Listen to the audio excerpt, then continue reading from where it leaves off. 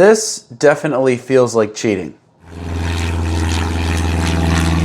Welcome back to Grant's Pilot Advice. Flight training is just like our primary school education, and with education comes exams.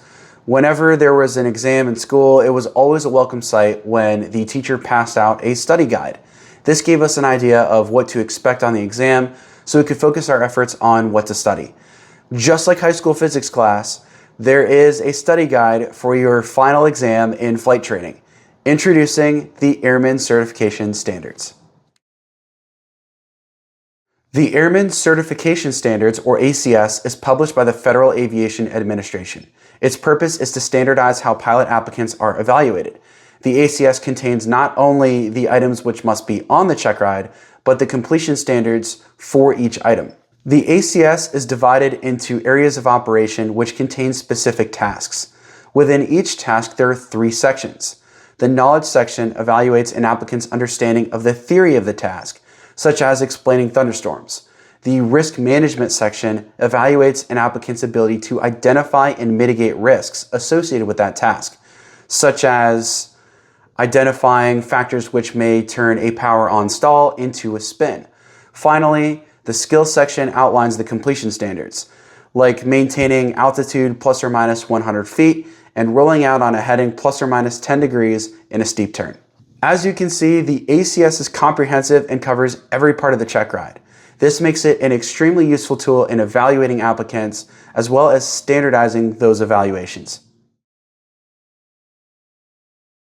Checkrides are conducted by what is called a Designated Pilot Examiner, or DPE. A DPE is not employed by the FAA. Rather, they are appointed or designated by the FAA to conduct practical exams on behalf of the FAA. With so many different DPEs across the country, there needs to be some way to ensure that each one is grading pilot applicants in the same way. This is where the ACS comes in. The ACS ensures that every DPE gives the same Checkride and includes everything that the FAA wants to evaluate in an applicant. This also prevents one DPE from requiring a private pilot applicant to perform steep turns to 45 degrees, while another one requires 60 degrees. Now we know what the ACS is and why it exists, let's talk about how you can use it to your advantage. The ACS is your Checkride, and you can easily use this to work in your favor. Like I previously stated, it not only contains the tasks which must be conducted on the Checkride, but it contains the acceptable completion standards. Not only that, but the ACS specifies each part of the Checkride. Area of Operation 1 is the oral part, while everything after that is the flight. This makes it easy to focus your study during Checkride prep. For best results, use the ACS to prepare for your Checkride the moment you start flight training. As you progress through your training, you will know exactly what you need to learn and have a clear target to shoot for. And you can periodically refer back to the ACS to track your progress and adherence to those standards. When you satisfy all the requirements set out by the ACS, you will no doubt be ready for your Checkride.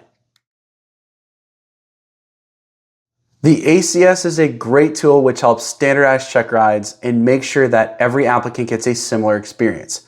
However, using it to its full potential can unlock a higher level of success. Just for you viewers, I've dropped a link to the ACS list in the description below. Now you have no excuse. Go study that ACS and pass your Checkride. If you have any questions, leave them below. Leave a like on this video and share to help other pilots study effectively. Subscribe to my channel and check out another video. Thanks so much for watching. Fly safe and never stop learning.